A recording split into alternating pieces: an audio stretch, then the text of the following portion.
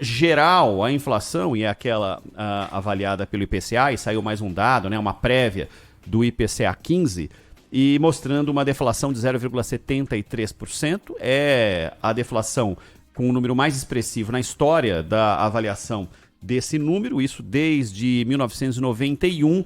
E aí, claro, você vai atrás dos analistas para tentar entender um pouco melhor do que aconteceu, tudo ainda derivado daquelas mudanças que aconteceram nos preços, principalmente de combustíveis e energia. Passagens aéreas também entraram nesse bolo, que atinge uma fatia da população e não pode, se for dissociada da inflação dos alimentos, algumas coisas têm até uma tendência de queda, como o leite aconteceu, né? Apesar do litro do leite estar caro demais e alguns derivados ter baixado um pouquinho também, mas o preço do alimento está muito caro. Se fossem analisados de maneira separada, a gente teria outro impacto. De maneira unida, 0,73 de deflação, Zaidan. São duas ótimas notícias que nós tivemos aí nas últimas semanas. A redução do desemprego e nós tivemos aí duas marcas de deflação. Esta que você anuncia agora, Ronald, é a maior desde 1991, governo Fernando Collor. Só que em 91, e já a partir de 90, mas principalmente em 91, havia um quadro recessivo terrível. E a inflação caiu, desabou por conta da recessão. O consumo foi achatado, havia falta de moeda circulante, né? Nós tínhamos aquele represamento do dinheiro, o consumo desabou e aí os preços caíram. Lógico, sem consumo o preço cai. Desta vez, nós temos a deflação provocada, como você frisou, Ronald, pelo preço dos combustíveis e também eletricidade. E aí, vale notar o seguinte, a deflação não foi provocada pela taxa de juros, porque a taxa de juros não tem influência nesses dois preços.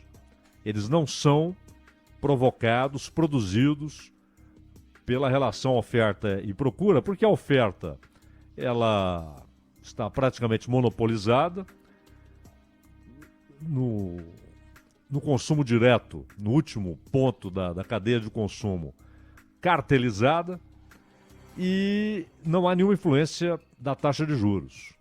E agora qual é o grande desafio? Se de fato a gente consegue manter a inflação caindo, porque ainda é preciso derrubá-la, os níveis são acima da meta estabelecida, precisam cair mais esses números. E se o desemprego continuar caindo, o grande desafio, e esse já dado faz tempo, né, mas agora ele é inadiável de ser enfrentado, é o aumento da renda.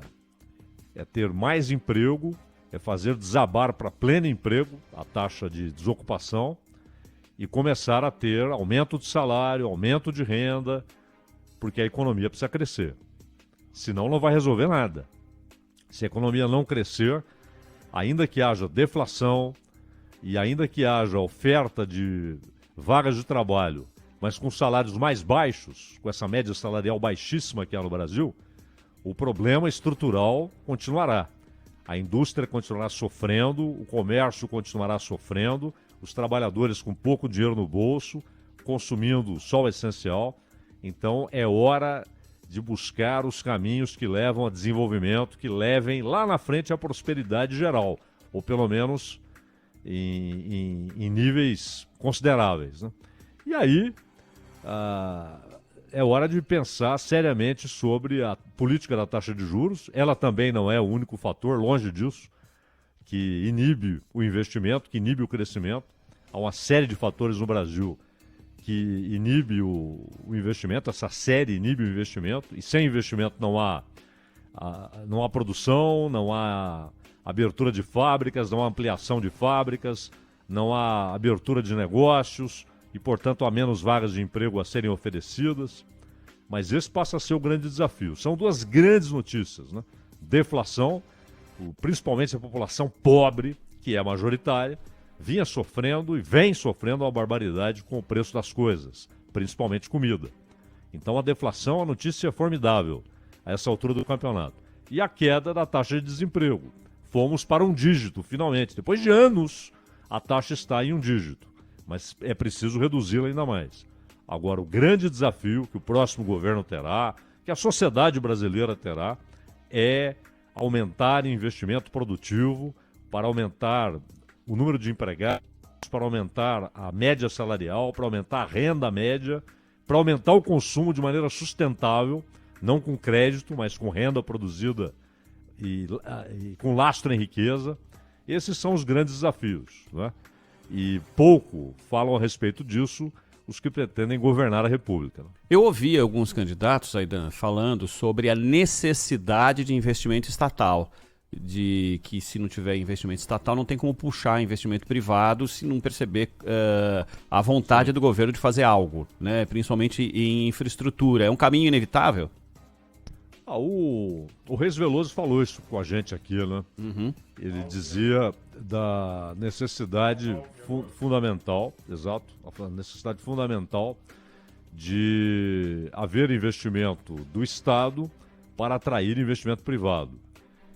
Um exemplo clássico disso é saneamento básico. Pois é. O marco regulatório aí é muito importante, principalmente por fazer os contratos casados. Ou seja, você não leva apenas o filé, você leva um lote. Você se responsabiliza pelo saneamento, inclusive naqueles municípios que não prometem muito retorno para o investidor. Em compensação, ele vai ter o filé. Acho que isso é essencial. E, claro, investimento em infraestrutura, de maneira geral. Rodovias, pontes, túneis, estradas, reforma de estradas, construção de estradas, estrutura portuária. A estrutura portuária do Brasil clama por investimento há muito tempo. E é o sinal que você dá, né? Porque quando há um investimento do Estado, é um sinal que os investidores privados tomam como parâmetro, não é, Ronald? Exato, tomam como parâmetro. Isso que você falou, a necessidade de investimento em portos no Brasil, Zaidan, isso daí foi tema na campanha de 89, né?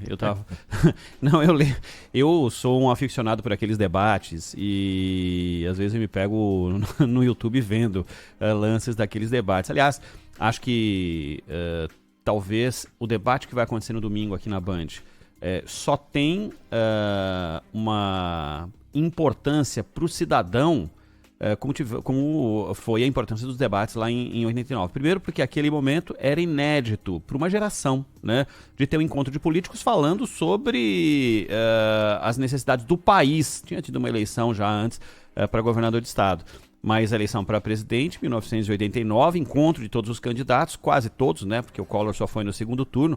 Então aquilo era algo marcante, as pessoas se viam presas na televisão, no rádio, para acompanhar, e eu só percebo algo parecido com o que vai acontecer domingo aqui na Band, com o encontro dos candidatos mais uma vez, com todos os candidatos. E naquele momento, a discussão dos portos era algo para todos que queriam ter uma aura meio progressista. Se falava, quando o assunto era infraestrutura, que os portos precisavam de uma mudança radical, né? Não que não tenha havido algum tipo de mudança, porque se você, e você já morou em Santos, Aidan, você lembrar de como era a região do Porto, a região portuária nos anos 70 e como é a região portuária agora nos anos 2022, tá bem diferente, mas longe, longe, longe da necessidade do que o Brasil precisa para receber e para mandar a carga para fora, né? Sim, muito longe, até porque hoje a demanda também é muito maior, né? A modernização que houve, ela ficou muito aquém da necessidade, que cresceu também, claro, ainda bem, né, que cresceu bastante. O Brasil exporta muito mais hoje e importa também. Agora, você falava de 89, os caras discutindo estrutura portuária, né? Ainda no governo Sarney, num governo assustado, né? O Sarney não...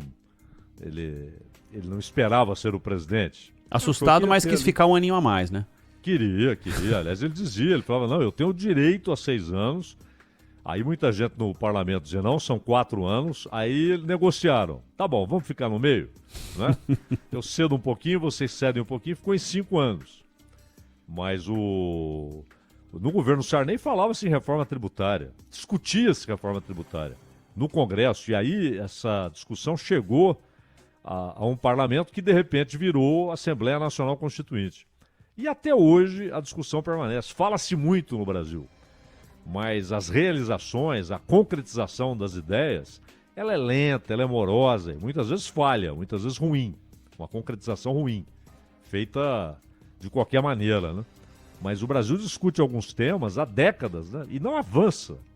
É impressionante. E outra coisa que há muito tempo especialistas têm alertado, inclusive aqui, muitos que ouvimos, Ronald, é com relação à qualidade da educação. Porque quando a gente fala em investimento e em crescimento econômico, também depende de produtividade, da formação profissional. E aí não é só a formação técnica, é ensinar a fazer. É levar conhecimento às pessoas. Quanto mais conhecimento as pessoas têm, elas passam a ter uma capacidade maior de pensar, de revolucionar, de mudar, de inventar, de produzir. De inquietude Então, com o que está acontecendo, né? De querer claro, algo além, né? Isso é fundamental, isso é fundamental.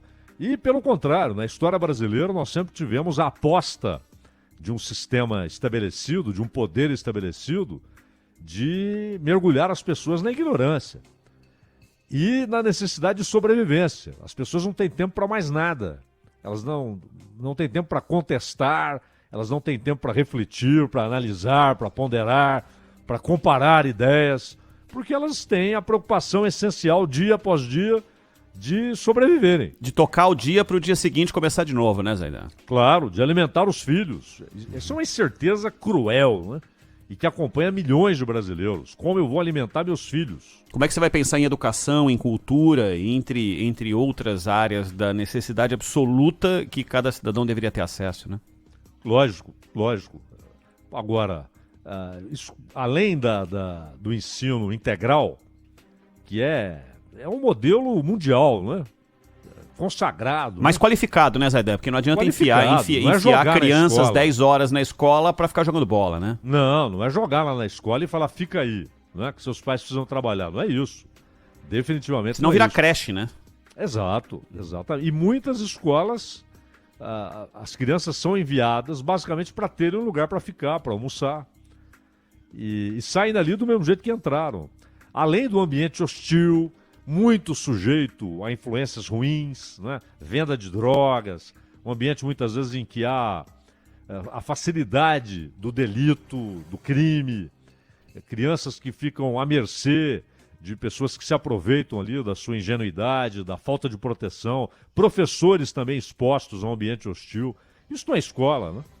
O Brasil não pode continuar fazendo de conta que está tudo bem no seu sistema educacional, né? Qualquer que seja o candidato que não pense isso como uma coisa fundamental, a gente está falando de infraestrutura, uma coisa que é visível, né? Que é o porto, o aeroporto, a estrada, né? Os modais, né? Recebendo concreto e estruturas de aço e tudo mais, mas tem uma infraestrutura básica para qualquer país sério que queira crescer, que é a educação, é dar às pessoas a possibilidade de progredir, né? É isso.